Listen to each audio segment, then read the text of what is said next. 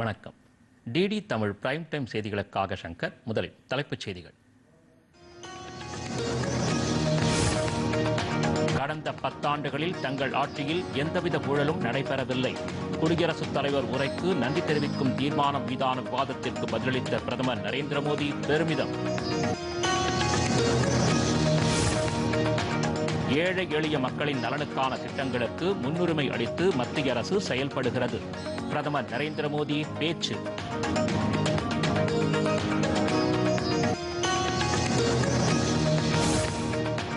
பிரதமரின் பயிர் காப்பீட்டு திட்டத்தின் கீழ் 1,72,000 கோடி ரூபாய் அளவுக்கு இழப்பீடு வழங்கப்பட்டுள்ளது. மக்களவையில் மத்திய வேளாண் அமைச்சர் சிவராஜ் சிங் சௌஹான் தகவல்.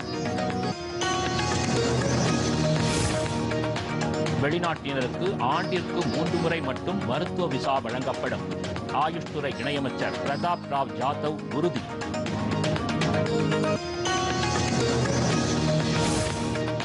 எந்தவிதமான நோய் தொற்று சூழலையும் எதிர்கொள்ள இந்தியா தயார். மாநிலங்களவையில் மத்திய சுகாதாரத்துறை அமைச்சர் JP நட்டா தகவல். கடந்த 10 ஆண்டுகளில் செல்போன் உற்பத்தி நிறுவனங்களின் எண்ணிக்கை 300ஆக அதிகரிப்பு. மத்திய அமைச்சர் அஸ்வினி வைஷ்ணவ் பெருமிதம். தில்லி சட்டப்பேரவைக்கு நாளை தேர்தல். வாக்குப்பதிவுக்கான அனைத்து ஏற்பாடுகளும் தயார் என தேர்தல் ஆணையம் தகவல்.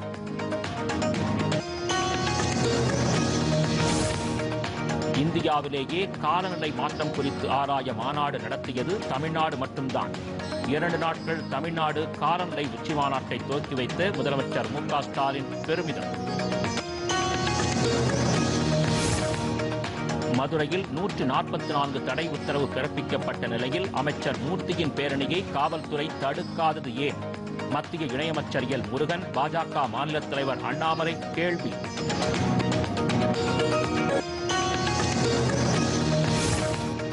சிங்கப்பூர் டேபிள் டென்னிஸ் போட்டித் தொடர் கலப்பு இரட்டையர் பிரிவு காலிறுதிக்கு முன்னேறியது இந்தியாவின் மனுஷா தியா சிட்டாலே இணை.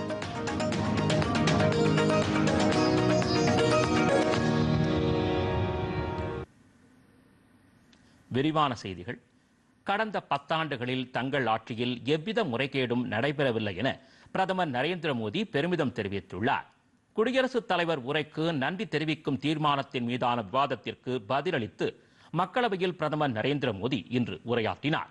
14வது முறையாக இந்த அவையில் தாம் இடம்பெற்றிருப்பதற்கு ஆதரவளித்த மக்களுக்கு நன்றி தெரிவித்துக் கொள்வதாக குறிப்பிட்ட அவர், நாட்டு மக்களுக்காக சேவையாற்றுவதை தமக்கு கிடைத்த வரமாக கருதுவதாகவும் கூறினார்.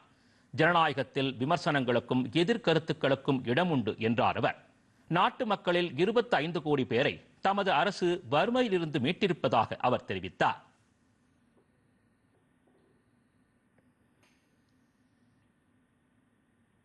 कि गत 10 वर्ष में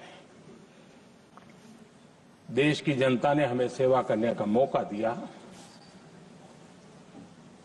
25 करोड़ देशवासी गरीबी को परास्त करके गरीबी से बाहर निकले.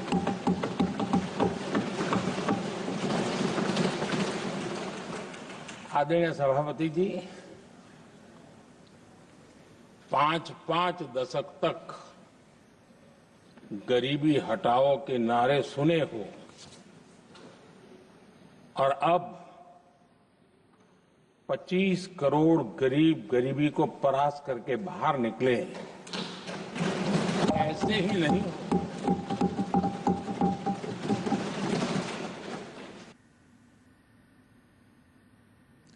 குடியரசுத் தலைவரின் உரை நாட்டு வளர்ச்சிக்கான திட்டங்களின் முன் வடிவமாக இருப்பதாக அவர் கூறினார்.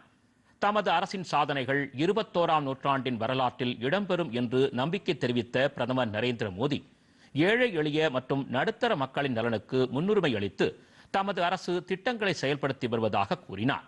அதே நேரத்தில் தமது ஆட்சியில் கடந்த 10 ஆண்டுகளில் எவ்வித முறைகேடும் நடைபெறவில்லை என்று குறிப்பிட்ட பிரதமர், ஆயுஷ்மான் பாரத் திட்டத்தின் மூலம் ஏழைகளின் பணம் 1,02,000 கோடி ரூபாய் சேமிக்கப்பட்டிருப்பதாகவும் அவர் தெரிவித்தார். इतने लाख के घोटाले 10 साल हो गए. ये घोटाले न कर करके, घोटाले न होने से भी देश के लाखों करोड़ रुपए बचे हैं, जो जनता जनार्दन की सेवा में लगे हैं।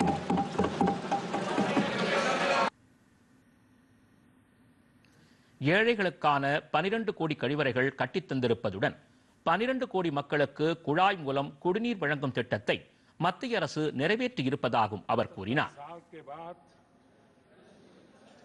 देश में 75% करीब करीब 16 करोड़ से भी ज्यादा घरों के पास जल का करने के लिए नल का कनेक्शन नहीं था। हमारी सरकार ने 5 साल में 12 करोड़ परिवारों को घरों में नल से जल देने का काम किया है और काम तेजी से आगे भी बढ़ रहा है। आदरणीय सभापति जी, हमने गरीबों के लिए इतना काम किया और इसके कारण आदरणीय राष्ट्रपति जी ने अपने अभिभाषण में इसका विस्तार से वर्णन किया है।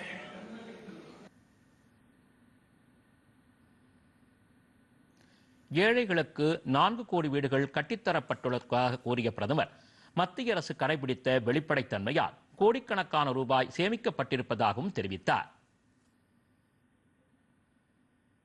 பிரதமரின் பயிர் காப்பீட்டு திட்டத்தின் கீழ் 1,72,000 கோடி ரூபாய் அளவுக்கு இழப்பீடு வழங்கப்பட்டது உள்ளிட்ட பல்வேறு நாடாளுமன்ற செய்திகளை தற்போது காணலாம். பிரதமரின் உள்ளக பயிற்சிக்கு நாடு முழுவதும் பெரும் வரவேற்பு கிடைத்து வருவதாக மத்திய நிதியமைச்சர் நிர்மலா சீதாராமன் கூறியுள்ளார்.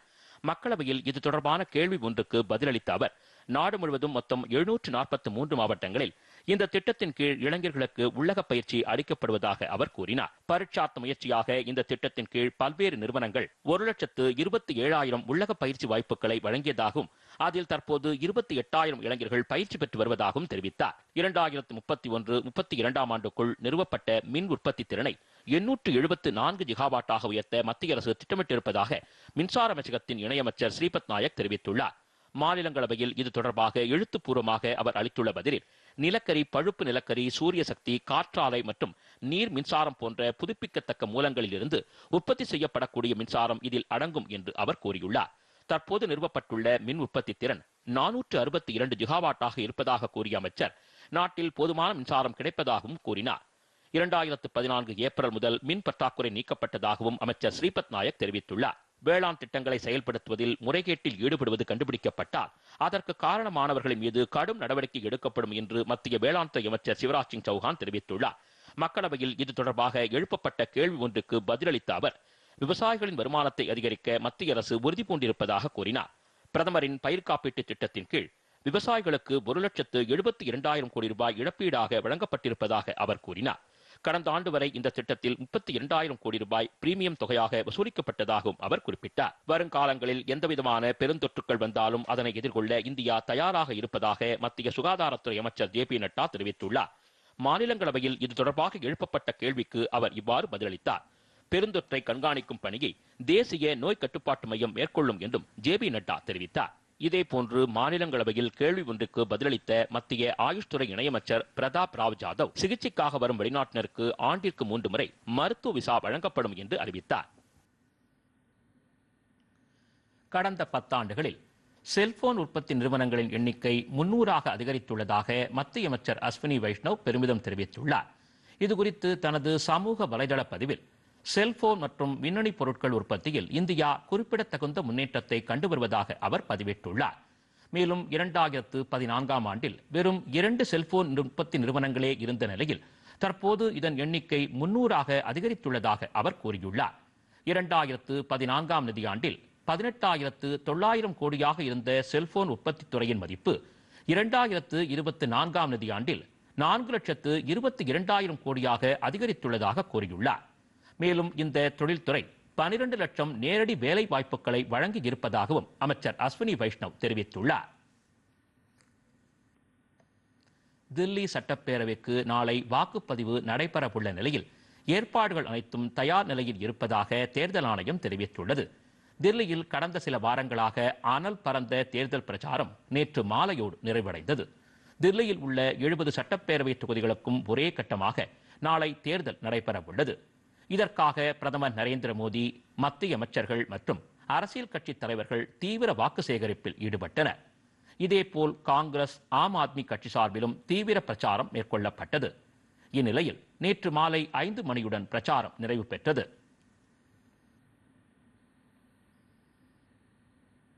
தேர்தலையொட்டி தில்லி மெட்ரோ ரயில் சேவை காலை 4 மணிக்கு தொடங்கும் என்று அறிவிக்கப்பட்டுள்ளது. காலை 6 மணி வரை அனைத்து வழித்தடங்களிலும் 30 நிமிடங்களுக்கு ஒருமுறை ரயில் சேவை இயக்கப்படும் என்றும் தெரிவிக்கப்பட்டுள்ளது. அதன் பிறகு வழக்கமான ரயில் சேவை கிடைக்கும் என்றும் தெரிவிக்கப்பட்டுள்ளது. இதேபோன்று தேர்தல் பணி முடிந்து செல்லும் அலுவலர்களின் தேவையை கருத்தில் கொண்டு 5 மற்றும் 6ஆம் தேதி இரவில் மெட்ரோ சேவை நீட்டிக்கப்படும் என்றும் தில்லி மெட்ரோ ரயில் அதிகாரிகள் கூறியுள்ளனர். 70 உறுப்பினர்களை கொண்ட தில்லி சட்டப்பேரவைக்கு நாளை காலை 7 மணி முதல் மாலை 6 மணி வரை வாக்குப்பதிவு நடைபெற உள்ளது. இந்த தேர்தலில் வாக்களிக்க 1,56,00,000 லட்சம் வாக்காளர்கள் தகுதி பெற்றுள்ளனர். 699 வேட்பாளர்கள் களத்தில் உள்ளனர். உத்தரப்பிரதேச மாநிலம் பிரயாக்ராஜ் நகரில் நடைபெறும் மகா கும்பமேளா விழாவில் பூட்டான் மன்னர் ஜிக்மே கேசர் நம்கியேல் பங்கேற்றார். முன்னதாக லக்னோ விமான நிலையத்திற்கு வந்த அவரை உத்தரப்பிரதேச முதலமைச்சர் யோகி ஆதித்யநாத் வரவேற்றார். பின்னர் இருவரும் பிரயாக்ராஜ் சென்றடைந்தனர். திரிவேணி சங்கமம் பகுதியில் சிறப்பு வழிபாடு செய்த பின் பூட்டான் மன்னர் புனித நீராடினார்.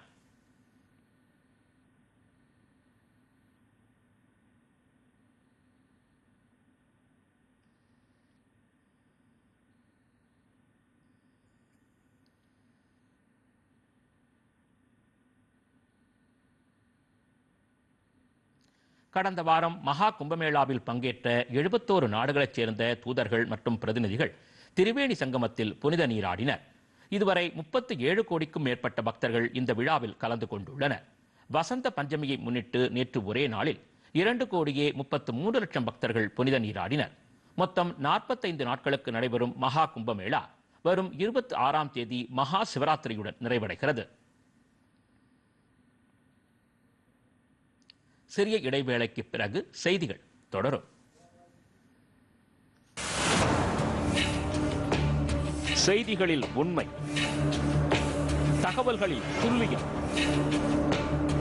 தருவதில் நேர்மை. நிகழ்வுகள், அறிவிப்புகள், எண்ணங்கள் உள்ளூர் முதல் உலகம் வரை ஒவ்வொரு நாளும் உங்கள் டிடி தமிழ். ஒவ்வொரு செய்தி தொகுப்பிலும் செய்தி அப்படி.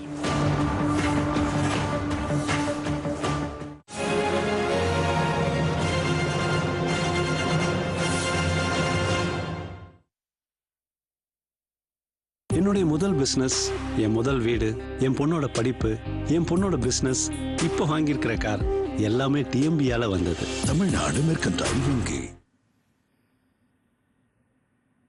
செய்திகள் தொடர்கின்றன. இந்தியாவிலேயே காலநிலை மாற்றம் குறித்து ஆராய உச்சி மாநாடு நடத்தியது தமிழ்நாடு மட்டும்தான் என முதலமைச்சர் மு.க. ஸ்டாலின் பெருமிதம் தெரிவித்துள்ளார். சென்னை நந்தம்பாக்கம் வர்த்தக மையத்தில் சுற்றுச்சூழல் காலநிலை மாற்றத்துறையின் சார்பில் 2 நாட்கள் நடைபெறும் தமிழ்நாடு காலநிலை மாற்ற 3வது உச்சி மாநாட்டை முதலமைச்சர் மு.க. ஸ்டாலின் துவக்கி வைத்தார்.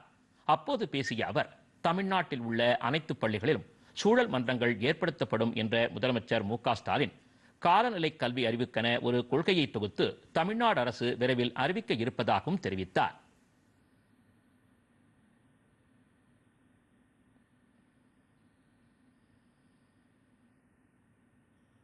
தமிழ்நாட்டோட எல்லா பள்ளிகளிலும் சூழல் மன்றங்கள் ஏற்படுத்தப்படும். காலநிலை கல்வி அறிவிக்கிற ஒரு கொள்கையை தமிழ்நாடு அரசு விரைவில் வகுத்து அறிவிக்க இருக்கிறோம்.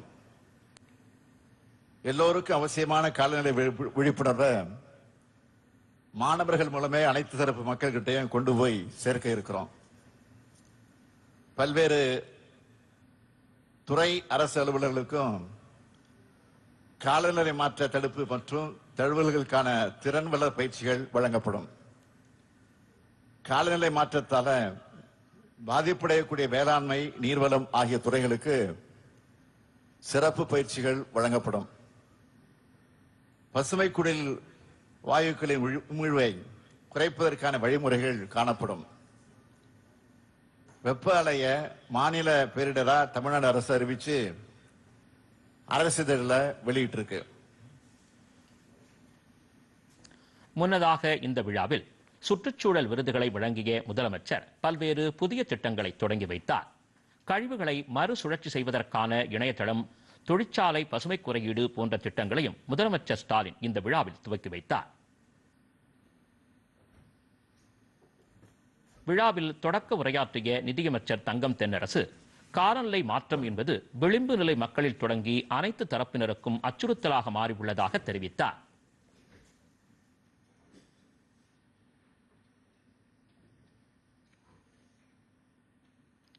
மதுரையில் 144 தடை உத்தரவு பிறப்பிக்கப்பட்ட நிலையில் அமைச்சர் மூர்த்தியின் பேரணியை காவல்துறை தடுக்காதது ஏன் என்று மத்திய இணையமைச்சர் எல் முருகன், பாஜக மாநில தலைவர் கே அண்ணாமலை ஆகியோர் கேள்வி எழுப்பியுள்ளனர். இது தொடர்பாக இணையமைச்சர் எல் முருகன் வெளியிட்டுள்ள அறிக்கையில், இந்து முன்னணி கட்சியின் மாநில தலைவர் காடேஸ்வரா சுப்பிரமணியன் மற்றும் பாஜக தலைவர்களை காவல்துறை கைது செய்துள்ளதற்கு கண்டனம் தெரிவித்துள்ளார். மேலும் தமிழகம் முழுவதும் உள்ள இந்து அமைப்பினரை கைது செய்து வருவது சர்வாதிகாரத்தின் உச்சம் என்று அவர் குறிப்பிட்டுள்ளார். ஜனநாயக நாட்டில் மக்கள் போராட்டம் என்பது அடிப்படை உரிமைகளில் ஒன்று என்றும் எந்தவொரு போராட்டத்திற்கும் அனுமதி மறுக்கக்கூடாது என்று உயர்நீதிமன்றம் தெரிவித்திருப்பதை அவர் சுட்டிக்காட்டியுள்ளார். இந்நிலையில் இன்றைய போராட்டத்திற்கு திமுகவின் கைப்பாவையாக செயல்படும் காவல்துறை அனுமதி மறுத்துள்ளதோடு அனைவரையும் கைது செய்து வருவதாகவும் குறிப்பிட்டுள்ளார். எனவே உயர்நீதிமன்ற வழிகாட்டுதலின்படி இந்த போராட்டத்திற்கு அனுமதி வழங்குவதோடு கைது செய்யப்பட்ட அனைவரையும் உடனடியாக விடுதலை செய்ய வேண்டும் என்று இணையமைச்சர் எல் முருகன் தெரிவித்துள்ளார்.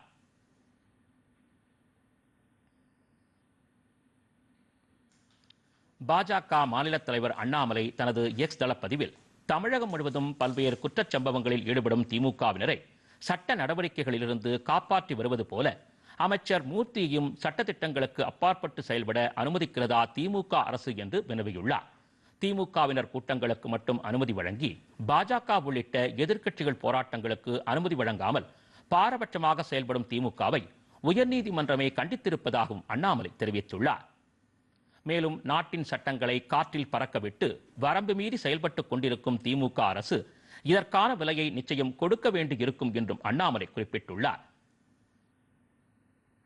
இந்து முன்னணி மற்றும் பாரதிய ஜனதா கட்சி தலைவர்களை கைது செய்திருப்பது கண்டிக்கத்தக்கது என்று பாஜக மூத்த தலைவர் தமிழிசை சவுந்தரராஜன் தெரிவித்துள்ளார். இதுகுறித்து அவர் வெளியிட்டுள்ள அறிக்கையில், தமிழகத்தில் ஜனநாயகத்தின் குரலும் கருத்து சுதந்திரத்தின் குரலும் நெரிக்கப்பட்டுக் கொண்டிருப்பதாகவும் அவர் கூறியுள்ளார். திருப்பரங்குன்றம் விவகாரம் தொடர்பாக மதுரை பழங்காநத்தம் பகுதியில் அமைதியான முறையில் முருக பக்தர்கள் ஆர்ப்பாட்டத்தில் ஈடுபட்டனர். திருப்பரங்குன்றம் மலை குறித்து சமூக வலைதளங்களில் பல்வேறு கருத்துக்கள் பதிவேற்றம் செய்யப்பட்டது. இதற்கு எதிர்ப்பு தெரிவித்து இந்து அமைப்புகளின் சார்பில் இன்று ஆர்ப்பாட்டம் நடத்த திட்டமிடப்பட்டிருந்தது. ஆர்ப்பாட்டத்திற்கு அரசு அனுமதி மறுத்திருந்த நிலையில் உயர்நீதிமன்றம் அனுமதி அளித்தது. இதன் அடிப்படையில் இன்று மாலை பழங்காநத்தம் பகுதியில் முருக பக்தர்கள் அமைதியான முறையில் ஆர்ப்பாட்டத்தை நடத்தினர்.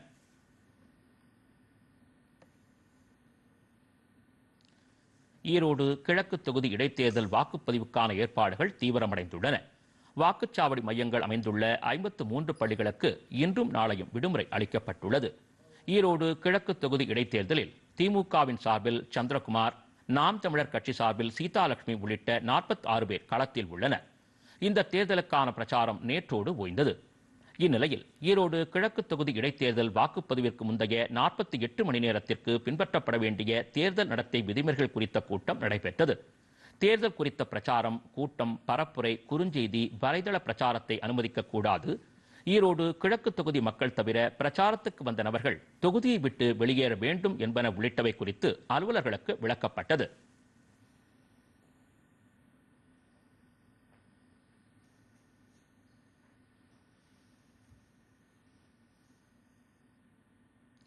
பின்னர் செய்தியாளர்களிடம் பேசிய ஈரோடு மாவட்ட ஆட்சியரும் தேர்தல் நடத்தும் அலுவலருமான ராஜகோபால் சுன்கரா 12 வகையான ஆவணங்களை காண்பித்து வாக்களிக்கலாம் என்று கூறினார். வாக்காளர்கள் சிரமமின்றி வாக்களிக்க ஏதுவாக குடிநீர், கோடைப்பந்தல் உள்ளிட்ட அடிப்படை வசதிகள் ஏற்படுத்தப்பட்டிருப்பதாகவும் 237 வாக்குச்சாவடிகளிலும் கண்காணிப்பு கேமரா பொருத்தப்பட்டிருப்பதாகவும் அவர் தெரிவித்தார். மெக்கானிக்கல் பிளாக்கில் நம்ம வந்து ஏற்பாடு செய்திருக்கிறோம். நாளைக்கு வந்து தேர்தல் முடிந்ததும் அங்கே வந்து ஸ்ட்ராங் ரூமில் அனைத்து இவிஎம்ஸும் கொண்டு போய் சேர்க்கப்படும். அதுக்காக இன்றைய தினமே எல்லா அரேஞ்ச்மெண்ட்ஸும் முழு அளவில் வந்து செஞ்சு முடிக்கப்படும். ஏற்கனவே செஞ்சு முடிச்சுட்டாங்க.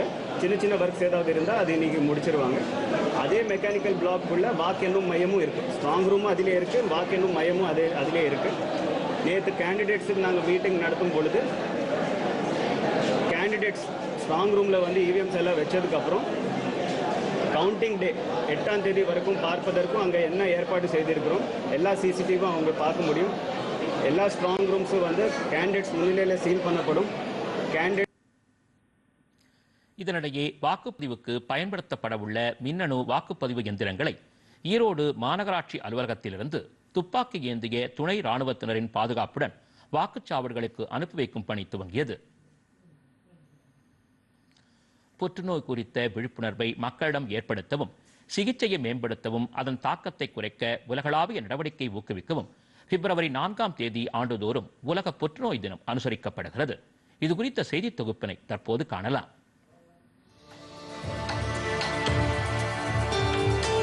சென்னை ராயப்பேட்டை அரசு பொது மருத்துவமனையின் புற்றுநோய் பிரிவு சார்பில் புற்றுநோய் பற்றிய விழிப்புணர்வு ஏற்படுத்தும் விதமாக கையில் பதாகைகளை ஏந்தியபடி மருத்துவமனை வளாகத்தில் பேரணி நடைபெற்றது. இதில் புற்றுநோய் மருத்துவர்கள், மருத்துவமனை அலுவலர்கள், மருத்துவ மாணவ மாணவிகள் கலந்து கொண்டனர். மேலும் இதில் புற்றுநோய் குறித்த பாரம்பரிய வில்லுப்பாட்டும் இடம்பெற்றது.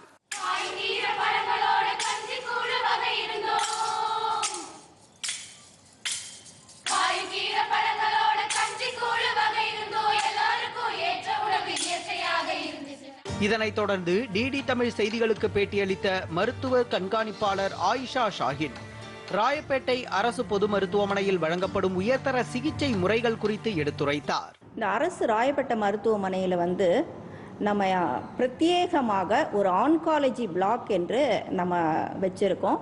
இதில் வந்து தினசரி வந்து நம்ம 200 புறநோயாளிகளையும் ஒரு 50 உள்நோயாளியாக நம்ம பேஷண்ட்ஸை வந்து அட்மிட் செய்கிறோம். கதிர்வீச்சு துறை என்று நம்ம எடுத்துக்கொண்டால் இப்போ வந்து அதிநவீன டெலிகோபால்ட் யூனிட் நம்ம அரசு மருத்துவமனையில் இயங்கு கொண்டிருக்கிறது.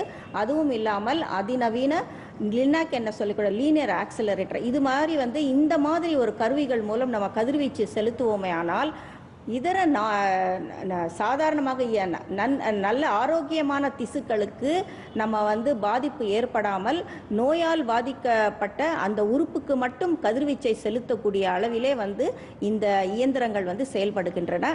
தொடர்ந்து பேசிய மருத்துவர் ராஜா, தற்போதுள்ள சிகிச்சை முறையில் 3 மற்றும் 4ஆம் நிலை புற்றுநோயாளிகள் கூட நோயிலிருந்து மீண்டு குணமாக வாய்ப்பிருப்பதாக கூறினார். 3வது 4வது நிலையில் உள்ள புற்றுநோயாளிகளை நல்ல கண்ட்ரோலுக்கு கொண்டு வந்து குணப்படுத்துறதுக்கு கஷ்டம்னாலும் அவங்க நீண்ட நாள் வாழ்கிறதுக்கான வாய்ப்புகளை நல்லா இப்போ கொடுக்க முடியுது. இப்போ டார்கெட் தெரப்பி, அந்த இம்யூனோதெரப்பி அதெல்லாம் வந்ததுனால இப்போ நம்ம நோயை நல்லா 4ஆம் நிலை புற்றுநோயும் நல்லா கண்ட்ரோல் பண்ணி அது வந்து ஒரு உயிர்கொல்லியாக இல்லாமல் அவங்க வந்து ஒரு ரொம்ப நாள் வைத்தியத்திலே வந்து வாழக்கூடிய வாய்ப்புகளை கொடுக்கக்கூடிய ஒரு சிகிச்சை முறைகள்லாம் இப்போ வந்திருக்கு. அதனால் 3ஆம் நிலை 4ஆம் நிலைனாலும் பயப்பட தேவையில்லை. 3 வகையான புற்றுநோய் சிகிச்சை குறித்து விளக்குகிறார் ஓமந்தூரார் மருத்துவமனை மருத்துவர் பாலசுப்ரமணியன். புற்றுநோய்க்கு 3 வகையான சிகிச்சை முறைகள் இருக்கின்றன. ஒன்று அறுவை சிகிச்சை, அந்த பகுதியை அகற்றிவிடலாம். இன்னொன்று கதிர்வீச்சு சிகிச்சை, ரேடியேஷன் மூலம் அகற்றப்படாத திசுக்களை அழித்து விடலாம். 3வது கீமோதெரப்பி, மருந்து சிகிச்சை, உடம்பில் வேறெங்கும் பரவாத விதமாக மருந்து மூலம் அதை கட்டுப்படுத்தலாம். இவை 3ம் ஒருங்கிணைந்துதான் புற்றுநோய் சிகிச்சை முறைகள். உலக புற்றுநோய் தினமான இன்று வந்து மருத்துவர்களோட அறிவுரையா என்ன இருக்கு அப்படின்னு பாத்தீங்கன்னா, தன்னம்பிக்கையோட இந்த சிகிச்சை முறைகளை, ரேடியோ தெரப்பியா இருக்கட்டும், கீமோதெரப்பியா இருக்கட்டும், எதா இருந்தாலும் தன்னம்பிக்கையோட எடுத்துக்கிட்டா 3 மற்றும் 4ஆம் நிலையில் உள்ள புற்றுநோயாளிகள் கூட இதனை வந்து எளிதா குணப்படுத்திடலாம் அப்படிங்கறதா மருத்துவர்களுடைய அறிவுரையா இருக்கு. டிடி தமிழ் செய்திகளுக்காக ஒளிப்பதிவாளர் ரவியுடன் ராஜகோபாலன், சத்யநாராயணன். சிறிய இடைவேளைக்கு பிறகு செய்திகள் தொடரும். என்னுடைய முதல் பிசினஸ், என் முதல் வீடு, என் பொண்ணோட படிப்பு, என் பொண்ணோட பிசினஸ், இப்போ வாங்கியிருக்கிற கார் எல்லாமே டிஎம்பியால வந்தது. தமிழ்நாடு மெர்கன்டைல் வங்கி. இனி தொடர்வது மாநில செய்திகள்.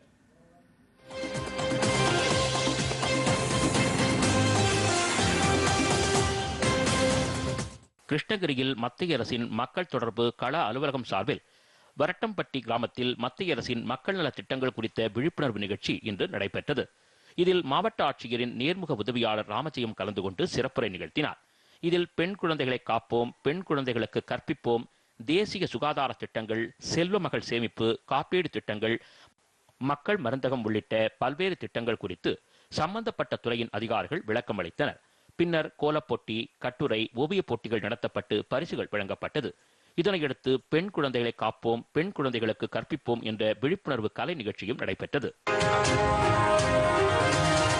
9வது தேசிய யுனானி தினத்தை முன்னிட்டு சென்னை ராயபுரத்தில் உள்ள மத்திய ஆயுஷ் அமைச்சகத்தின் கீழ் இயங்கும் வட்டார யுனானி மருத்துவ ஆராய்ச்சி நிறுவனத்தில் இன்று ஆயுஷ் அமைப்புகளை முக்கிய சுகாதார முறையாக ஒருங்கிணைக்கும் கூட்டு முயற்சிகள் குறித்த ஒருநாள் தேசிய கருத்தரங்கம் நடைபெற்றது. மத்திய யுனானி ஆராய்ச்சி கழகத்தின் பொது இயக்குநர் ஜாகிர் அகமது தலைமை வகித்து தொடங்கி வைத்தார். சிறப்பு விருந்தினர்களாக கலந்து கொண்ட அண்ணா பல்கலைக்கழகத்தின் பாரம்பரிய மருத்துவத்திற்கான தொழில்நுட்ப மைய இயக்குநர் நந்தினி தேவி, யுனானி மருத்துவக் கல்லூரி முன்னாள் முதல்வர் இமாமுதீன் ஆகியோர் கலந்து கொண்டனர். இதில் யுனானி மருத்துவம், ஆயுஷ் மருத்துவ முறைகள் குறித்து விரிவாக விளக்கி கூறப்பட்டது. நிகழ்ச்சியில் யுனானி பயிற்சி மருத்துவர்கள் மற்றும் கல்லூரி மாணவர்கள் உட்பட 500க்கும் மேற்பட்டவர்கள் இதில் கலந்து கொண்டனர்.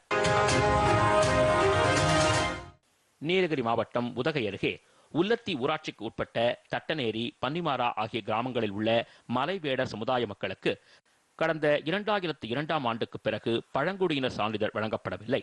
பழங்குடியினர் சாதி சான்றிதழை உடனடியாக வழங்கக் கோரி இன்று கல்லட்டிமலை பாதையில் பள்ளி, கல்லூரி மாணவர்கள் உட்பட நூற்றுக்கணக்கான மக்கள் சாலை மறியல் போராட்டத்தில் ஈடுபட்டனர். தகவல் அறிந்து சம்பவ இடத்திற்கு வந்த கோட்டாட்சியர் சதீஷ், துணை காவல் கண்காணிப்பாளர் நவீன்குமார் உள்ளிட்டோர் போராட்டத்தில் ஈடுபட்ட மக்களிடம் தொடர்ந்து பேச்சுவார்த்தையில் ஈடுபட்டனர். இதனையடுத்து சாலை மறியல் போராட்டம் கைவிடப்பட்டது. சாலை மறியல் போராட்டம் காரணமாக உதகை, கல்லட்டி, மசினக்குடி சாலையில் 3.5 மணி நேரம் போக்குவரத்து பாதிக்கப்பட்டது. உலக புற்றுநோய் தினத்தை முன்னிட்டு நாமக்கல்லில் புற்றுநோய் விழிப்புணர்வு பேரணியை நாமக்கல் மாவட்ட காவல் கண்காணிப்பாளர் ராஜேஷ் கண்ணன் கொடியசைத்து தொடங்கி வைத்தார். இந்த பேரணியானது நாமக்கல் பழைய பேருந்து நிலையம் அருகில் உள்ள பயணியர் மாளிகையில் துவங்கி திருச்சி சாலையில் உள்ள தனியார் மருத்துவமனை வளாகத்தில் நிறைவு பெற்றது. இந்த பேரணியில் பொதுமக்களுக்கு விழிப்புணர்வு ஏற்படுத்தும் நோக்கத்தில் மருத்துவமனையின் ஊழியர்கள் மற்றும் கல்லூரி மாணவர்கள் இணைந்து கர்ப்பப்பை வாய் புற்றுநோய் பற்றிய விழிப்புணர்வு நாடகத்தை நடத்தி காண்பித்தனர். முன்னதாக இந்த ஆண்டு புற்றுநோய் கருப்பொருளான தனித்தன்மையால் ஒன்றிணைவோம் என்பதை மையமாக கொண்டு ஓவியப் போட்டி நடத்தப்பட்டு வெற்றி பெற்றவர்களுக்கு பரிசுகளும் வழங்கப்பட்டன. இந்த பேரணியில் நாமக்கல் மாவட்ட மருத்துவர்கள், செவிலியர்கள், செவிலியர் கல்லூரி மாணவர்கள் உள்ளிட்டோர் ஏராளமானோர் கலந்து கொண்டனர். இதேபோல் தருமபுரி அரசு மருத்துவக் கல்லூரி மருத்துவமனை முன்பு தொடங்கிய புற்றுநோய் விழிப்புணர்வு பேரணி நெசவாளர் காலனி, 4 ரோடு சந்திப்பு, ஆவின் பாலகம் உள்ளிட்ட வீதிகள் வழியாக சென்றது. இதில் விழிப்புணர்வு பதாகைகளை ஏந்தி மாணவர்கள் பொதுமக்களுக்கு விழிப்புணர்வினை ஏற்படுத்தினர். கோயம்புத்தூரில் உள்ள மத்திய மக்கள் தொடர்பகத்தின் சார்பில் பொள்ளாச்சியில் மத்திய அரசின் மக்கள் நலத் திட்டங்கள் குறித்த சிறப்பு விழிப்புணர்வு நிகழ்ச்சி இன்று நடைபெற்றது. இந்நிகழ்ச்சியினை பொள்ளாச்சி சார் ஆட்சியர் கேத்தரின் சரண்யா குத்துவிளக்கு ஏற்றி துவக்கி வைத்தார். நிகழ்ச்சியில் அவர் பேசுகையில் மத்திய அரசின் பல்வேறு திட்டங்களை மகளிர் சுயஉதவிக் குழுவினர் தெரிந்து கொண்டு பயன்பெற வேண்டும் என்றும், குறிப்பாக அஞ்சல் துறையின் திட்டங்கள் மிகவும் பயனுள்ளவை என்றும் குறிப்பிட்டார். இந்நிகழ்வில் அஞ்சல் துறை, முன்னோடி வங்கி, இந்திய தர நிர்ணய அமைவனம், ஒருங்கிணைந்த குழந்தைகள் வளர்ச்சி திட்டம், மக்கள் மருந்தகங்கள் உள்ளிட்ட அரசு திட்டங்கள் குறித்து எடுத்துரைத்தனர். நிகழ்ச்சியில் 100க்கும் மேற்பட்ட மகளிர் கலந்து கொண்டு பயன்பெற்றனர். நீலகிரி மாவட்டம் கூடலூர் சுற்றுவட்டார பகுதிகளில் உணவு தேடி வனப்பகுதிகளிலிருந்து யானை, சிறுத்தை உள்ளிட்ட வனவிலங்குகள் குடியிருப்பு பகுதிகளுக்கும் சாலை பகுதிகளுக்கும் வருவது அதிகரித்து வருகிறது. இந்நிலையில் கூடலூர் தேவகிரி சாலையில் காட்டு யானை ஒன்று சாலையில் வந்த காரினை தாக்கி கவிழ்த்து வனப்பகுதிக்குள் சென்றது. அதன் பிறகு வந்த வனத்துறையினர் கவிழ்ந்த காரில் பயணித்தவரை சிறு காயங்களோடு மீட்டு கூடலூர் அரசு மருத்துவமனைக்கு சிகிச்சைக்காக அனுப்பி வைத்தனர்.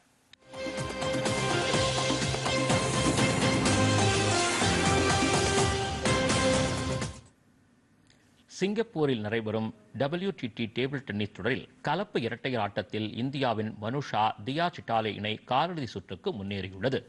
இன்று மாலை நடைபெற்ற காலிறுதிக்கு முந்தைய சுற்று ஆட்டத்தில் இந்திய இணை மெக்சிகோவின் மார்கோஸ் மேட்ரிட், ராங்டாக்ஸோ கோசியோ இணையை எதிர்கொண்டது.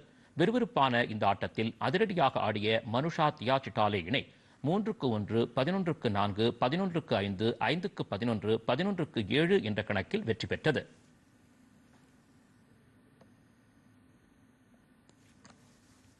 இத்துடன் இந்த செய்தி அறிக்கை நிறைவு பெற்றது. மீண்டும் செய்திகள் இரவு 10 மணிக்கு. வணக்கம்.